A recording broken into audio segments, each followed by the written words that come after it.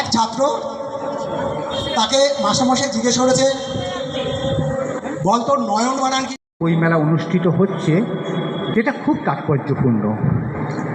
একটা কথা প্রায় শোনা যায় যে বই আর মানুষ পড়ে না। মানুষ তো অনেক কিছুই করে না। মানুষ কি গান শোনে? মানুষ কি খুব ভেবে ভোট দেয়?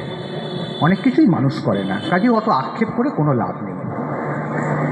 বই পড়ে না তা সত্ত্বেও এই গ্রীষ্মের সন্ধ্যায় আজকে ঘটনাচক্রে একটু শীতলতা রয়েছে, তাহলে অত্যন্ত গরম পড়ার কথা।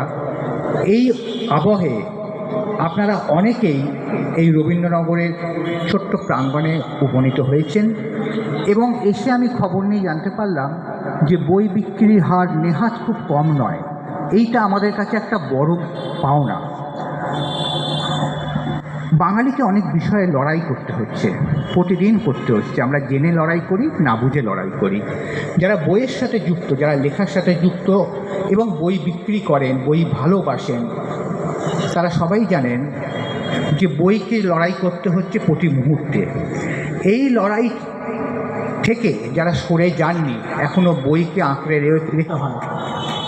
যখন আমরা দাঁড়াই তখন কিন্তু আমাদের অবস্থা খুব খারাপ হয়ে যায়।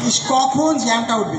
অনেককে দেখেছি যারা হেঁটে হেঁটে অটো করে আসছিল, তাড়াতলা থেকে অটো এসে খুব সুন্দর, যেই দেখা গেলো ঝিলটা পেরোলো সঙ্গে সঙ্গে আটকে গেল, 16 বিঘা এসে আটকে গেছে। আপনাদের এরকম অভিজ্ঞতা কার কার আছে?